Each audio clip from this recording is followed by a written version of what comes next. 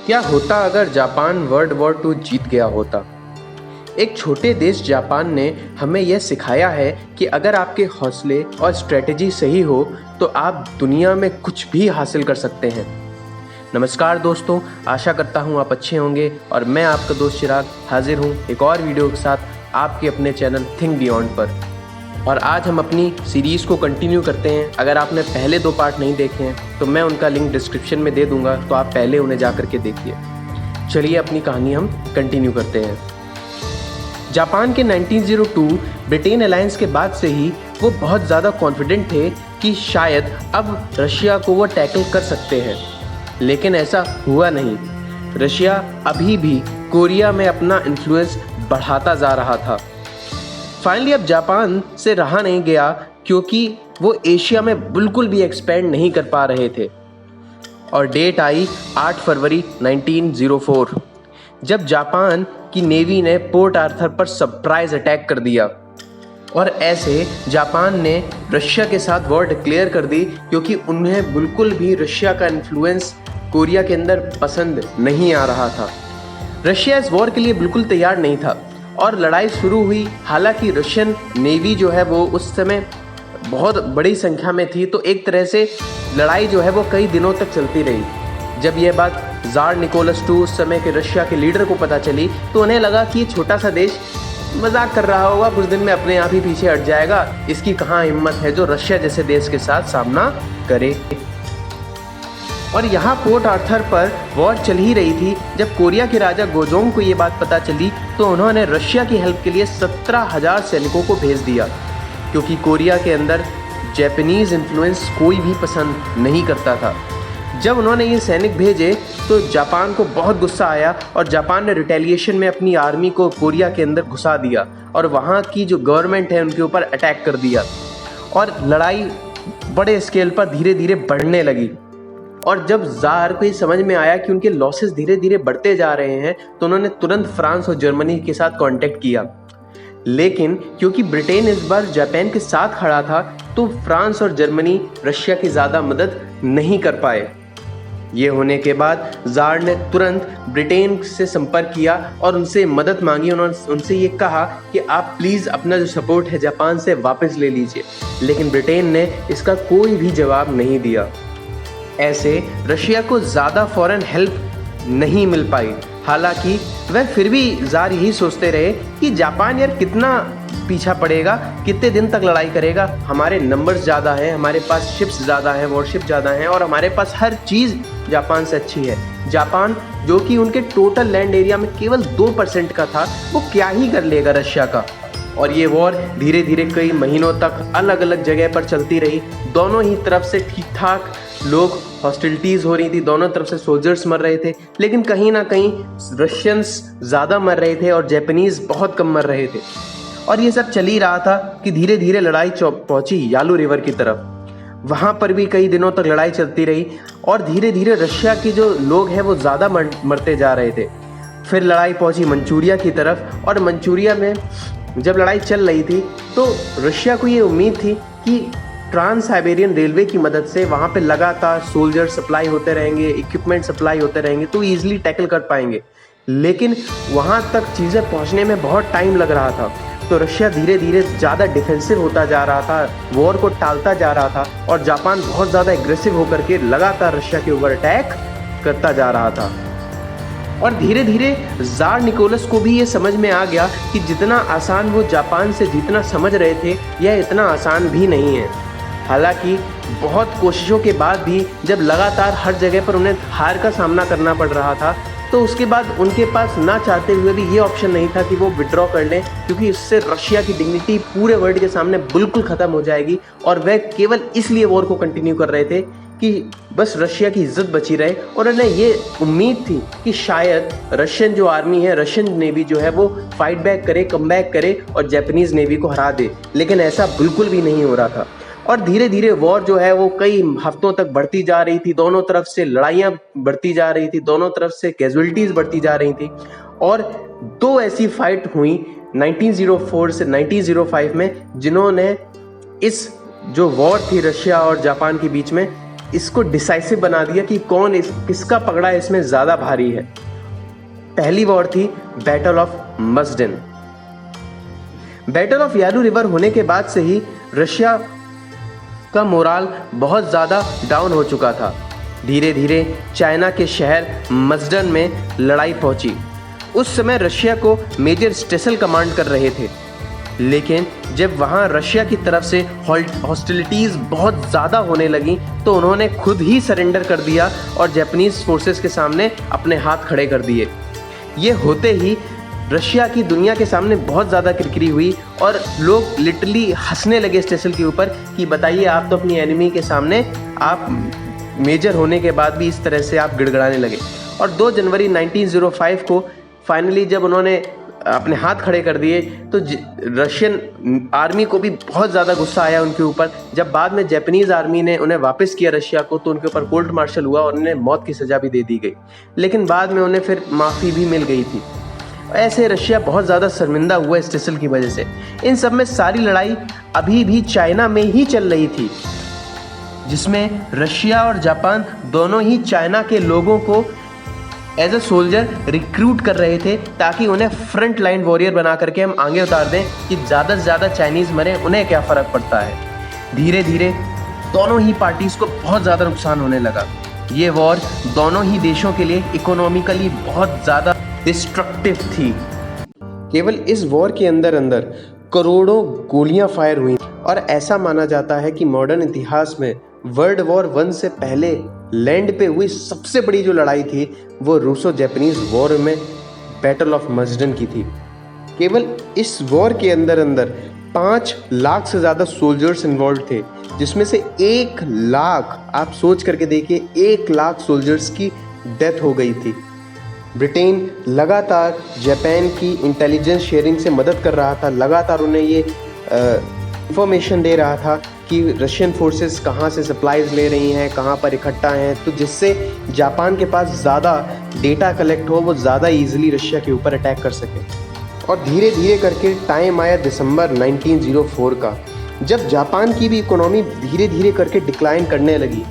Japan भी ये समझ गया कि अब लंबे समय तक लड़ाई लेना उनके हित में बिल्कुल भी नहीं है। हालांकि अभी तक लगातार जापान इसमें रशिया से ज़्यादा अच्छी स्थिति में था, लेकिन ये बात कोई नहीं समझ रहा था कि लड़ाई तो जापान और रशिया की थी, लेकिन सबसे ज़्यादा अगर लॉसेस हुए थे तो चाइना के हुए थे, क्योंकि अभी तक जितनी भी लड़ाइयाँ हुई हैं वो सारा तो चाइनीज़ पोर्ट्स पर या फिर चाइनीज़ सिटीज़ पर हुए। यहाँ तक कि चाइना की सिटी लायांग में 3 बार लगातार 3 बार लूट मारी, रेप्स, बहुत सारी चीज़ें परफॉर्म हुई। सबसे पहले तो रशियन फोर्सेस वहाँ पर घुस गई, पूरी सिटी को लूट पाट करके ले गई। उसके बाद वहाँ की चाइना की खुद की पुलिस जो थी वो सिटी को लूट करके ले गई, और जब सब लूट के ले गए तो जापान भी वहाँ पे आई और उन्होंने भी अच्छे से लूटा। हालांकि कहीं ना कहीं जापानीज़ आर्मी जो थी वो थोड़ा सा ज़्यादा डिसिप्लिन थी और रशियन आर्मी तो बिल्कुल पागल थी, वो बिल्कुल एशियंस को कुछ समझती ही नहीं थी और बिल्कुल बुरी तरह से लोगों को टॉर्चर करती थी। तो इसलिए कहीं ना कहीं जो मंचूरिया के लोग थे, लायांग के लोग थे, वो कहीं ना कहीं थोड़ा सा जापानीज़ फोर्सेस की तरफ रहते थे, झुकाव रखते थे, क्योंकि रशियंस बहुत ज़्यादा बुरी तरह से उनको परेशान कर रहे थे। पर ऐसे बैटल ऑफ मस्डन लगभग 3 हफ्तों तक चली। बाद में स्टेसल के जाने के बाद कुरोपाटकिन ने वहाँ पर चार्ज लिया।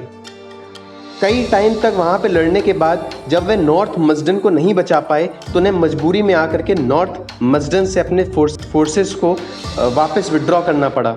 ज़्यादा से ज़्यादा टाइम मांग रहे थे वॉर में, ताकि ज़्यादा से ज़्यादा सप्लाईज जो है वो रशिया के पास पहुंच सकें। हालांकि ये भी वॉर बहुत ज़्यादा डिसाइसिव नहीं थी, क्योंकि दोनों ही पार्टीज़ का बहुत ही ज़्यादा नुकसान हुआ था। सोल्जर्स के हिसाब से भी सप्लाईज भी बहुत ज़्यादा खर्च हुई थी और पैसा भी बहुत ज़्यादा खर्च हुआ था, और दोनों ही पार्टीज़ अब कहीं ना कहीं ये चाह रही थी कि समझौता हो जाए, लेकिन अपनी तरफ से शुरुआत कोई नहीं करना चाहता था। लेकिन जापान कहीं ना कहीं ज़्यादा आगे था, वो बहुत ज़्यादा जल्दी कर रहे थे समझौता हो जाए, क्योंकि वो और ज़्यादा लंबे समय के लिए वॉर को किसी भी हालत में मोल नहीं ले सकते थे। तो जापान ने ढूंढना शुरू कर दिया कि वो किसको समझौते के लिए मना सकते हैं कि जो दोनों पार्टीज़ के बीच में समझौता कराए। तो उनकी नज़र पड़ी उस समय के यूएस प्रेसिडेंट थियोडोर रूजवेल्ट की तरफ, जो कि स्टार्टिंग से ही जापान का पक्ष लिए थे इस वॉर के अंदर। उन्हें ये लगता था कि जापान जो कर रहा है वो कहीं ना कहीं सही कर रहा है, वो रशिया के थोड़ा सा अगेंस्ट थे। तो उन्हें लगा कि हाँ ये आदमी सही रहेगा, ये हमारा समझौता करा सकता है। ज़ार के ऊपर भी प्रेशर बहुत ज़्यादा बढ़ता जा रहा था, क्योंकि रशिया के अंदर लोग बहुत ज़्यादा गुस्सा हो चुके थे कि किस तरह से रशिया की जो गवर्नमेंट है वो कैसे इन सब चीज़ों को संभाल रही है। लगातार रशिया को हार का सामना करना पड़ रहा है और रशिया के अंदर रिवॉल्यूशन जैसी चीज़ें बनती जा रही थी। तो ज़ार के ऊपर बहुत ज़्यादा प्रेशर था, लेकिन रशिया की इज्जत बचाने के लिए वो लड़ाई को जितना ज़्यादा हो सके आगे खींचते चले जा रहे थे। और वह चाह रहे, उन्हें ये उम्मीद थी कि शायद रशिया की फोर्सेस जो है वो कम बैक करेंगे और शायद वापस आ जाएंगी, लेकिन ऐसा एक बार भी नहीं हुआ। और फाइनली एक और बैटल हुई जिसने रशिया को घुटने टेकने पर मजबूर कर दिया। जी हाँ दोस्तों, बैटल ऑफ सुशीमा वो बैटल थी जिस हार के बाद रशिया को घुटने टेकने ही पड़ गए। बैटल ऑफ सुशीमा से पहले जापान ने काफ़ी कोशिश करी कि यूएस प्रेसिडेंट से कह करके रशिया को टेबल पे बुलाएं, लेकिन लगातार रशिया की तरफ से मना आ रहा था कि वो बिल्कुल भी समझौता नहीं करना चाहते, वह जीत चाहते हैं। लेकिन इस वॉर के बाद रशिया समझ गया कि अगर अभी भी उन्होंने समझौता नहीं किया तो इसके लिए रशिया को बहुत बड़ी कीमत चुकानी पड़ेगी। तारीख आई 27 मई 1905 की, जब रशियन नेवल फोर्सेस और जापानीज नेवल फोर्सेस इकट्ठा हुई सैखलिन आइलैंड्स के पास, सुशीमा के पास, और वहाँ पर दोनों भिड़ गई और लगातार वॉर शुरू हो गई। और देखते ही देखते रशिया की 8 से ज़्यादा बैटलशिप्स डूब चुकी थी। जापान की एक भी बैटलशिप नहीं डूबी थी, केवल 3 टॉर्पेडो डूबे थे। और ध्यान से सुनिए दोस्तों, रशिया की तरफ से लगभग 5000 लोग मरे थे और जापान की तरफ से केवल 116 लोग मरे थे। आप सोच करके देखिए, इधर से 5000, इधर से 116, मतलब रशिया के उस समय के जो मेन लीडर थे ज़ार, ये सोच करके परेशान हो गए कि ये हो कैसे गया। एक्चुअली दोस्तों, ये आप भी ये सोच में पड़ गए होंगे कि यार इतना बड़ा देश है रशिया, उनके पास इतनी बड़ी बड़ी वॉरशिप्स होंगी, इतने सारे सोल्जर्स, आर्टिलरी, सब कुछ उनके पास होगा, तो रशिया के 5000 लोग और जापान के केवल 116 लोग, ये कैसे हो गया? इसका मेन कारण है दोस्तों शिप्स का, क्योंकि रशियन शिप्स जो थी वो ऑल थ्रू रशिया की मेन सिटीज़, जो रशिया की मेन सिटीज़ थी वो वेस्ट की तरफ से थी, वहाँ से आती थी। तो उन्हें फ्यूल के तौर पे बहुत ज़्यादा कोल अपनी शिप से भरना पड़ता था, तो उनका वेट जो था वो बहुत ज़्यादा हो जाता था, तो उनकी स्पीड बहुत ज़्यादा कम हो जाती थी। और जो वेपन्स वो इस्तेमाल करते थे वो बहुत ज़्यादा शॉर्ट रेंज थे। और यहाँ जापान जो था वो अपने ही एरिया में लड़ाई कर रहा था, तो उन्हें बहुत ज़्यादा ट्रैवल करने की ज़रूरत नहीं थी, तो वो बहुत ज़्यादा छोटी शिप्स के साथ आते थे और बहुत ज़्यादा लॉन्ग रेंज के वेपन्स के साथ आते थे। उनकी स्पीड बहुत ज़्यादा होती थी, तो वो ज़्यादा जल्दी से मूवमेंट कर पाते थे और ज़्यादा दूर तक रशियन शिप्स पे अटैक कर पाते थे। और रशियन शिप्स को जब ज़्यादा तेज़ी से वो हिट करते थे तो रशियन शिप्स जो थी वो डूब जाती थी। और ऐसे जो है वो रशिया लगातार हार का सामना करता जा रहा था। सैखलिन आइलैंड्स पर जो हुआ उससे रशिया समझ गया कि सैखलिन जो है वो उस समय रशिया का पार्ट था। ये पहली ऐसी बार हुआ था कि जापान रशिया के इतने ज़्यादा करीब पहुंच गया था। अब तक की सारी वॉर या तो कोरिया के अंदर हुई थी या चाइना के अंदर, वहाँ के लोग ज़्यादा मरे थे और इधर के कम। लेकिन अब ये बात रशिया समझ चुका था कि अगर अभी वॉर चलती है तो इसके बहुत ज़्यादा चांसेस हैं कि जापान फोर्सेस जो है वो रशिया के अंदर तक घुस जाएँ, और अगर फिर जब रशिया हारा तो उन्हें शायद अपनी टेरिटरी तक खो देनी पड़े। तो उन्होंने फाइनली समझौते के लिए हामी भर दी और फिर दोनों जो पार्टीज़ हैं उन्होंने वहाँ पे समझौता शुरू किया। दोनों पार्टीज़ जो थी वो पहुँची यूएस के अंदर, जहाँ पे थियोडोर रूजवेल्ट ने दोनों के बीच में समझौता कराया और समझौता हुआ ट्रीटी ऑफ पोर्ट्समाउथ 1905 के अंदर, जिसमें जापान की सबसे पहली डिमांड थी वो ये थी कि जो उनका क्रश था कोरिया, उसको वो किसी भी हालत में किसी को भी नहीं देना चाहते थे। उन्होंने साफ कह दिया रशिया से भी कि आप किसी भी हालत में अब कोरिया से पूरी तरीके से दूर रहेंगे। इसके बाद हालांकि जापान ने वॉर कॉम्पनसेशन के रूप में बहुत ज़्यादा पैसा मांगा, क्योंकि रशिया खुद पैसे के मामले में बहुत ज़्यादा डिक्लाइन कर चुका था। तो उन्होंने साफ कर दिया कि हम किसी भी हालत में 1 रुपये आपको नहीं देने वाले। और जब बहुत ज़्यादा बातचीत करने के बाद भी इसका निष्कर्ष नहीं निकला तो जापान ने भी सोचा कि ठीक है, जब वो नहीं मान रहे तो हम क्या ही कर सकते हैं। तो इसके बदले उन्होंने सैखलिन आइलैंड्स को ही मांग लिया। हालांकि रशिया टेरिटरी नहीं देना चाह रहा था। जब बहुत ज़्यादा फोर्स किया गया तो उन्हें ना चाहते हुए भी अपनी टेरिटरी जो थी, जो सैखलिन आइलैंड्स थे, वो जापान को दे देने पड़े। और ऐसे जापान ने पहली बार रशिया जैसे देश को हराया पहली बार किसी एशियन पावर ने एक यूरोपियन पावर को हराया और पहली बार ये इतिहास में हमें दिखा दिया कि साइज मैटर नहीं करता, आपके हौसले मैटर करते हैं, आपकी स्ट्रेटेजी मैटर करती है। और इस तरह से छोटे से देश जापान ने इतने बड़े देश रशिया को हरा दिया। और इस समझौते के लिए आगे चलकर यूएस प्रेसिडेंट थियोडोर रूजवेल्ट को पीस प्राइज से सम्मानित किया गया।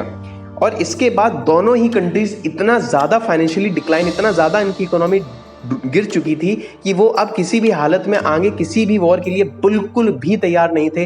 वो इतना ज़्यादा लॉस ले चुके थे कि उसको भरने में ही कई दशक लगने वाले थे। और अब वर्ल्ड वॉर 1 तक दोनों ही कंट्री बहुत ज़्यादा शांत रहने वाली हैं। और फाइनली जापान इस विक्ट्री के बाद अब केवल कोरिया में अपना गवर्नमेंट स्थापित करता है। और जो कुछ आगे होता है वो मैं आपको अगले वीडियो में डिस्कस करेंगे हम लोग। लेकिन अगर आपको ये वीडियो पसंद आती है तो इस चैनल को सब्सक्राइब करें और लाइक बटन को दबाएं। और मैं आपको मिलता हूँ अगले वीडियो में। तब तक अपना और अपने परिवार का ध्यान रखें। जय हिंद दोस्तों।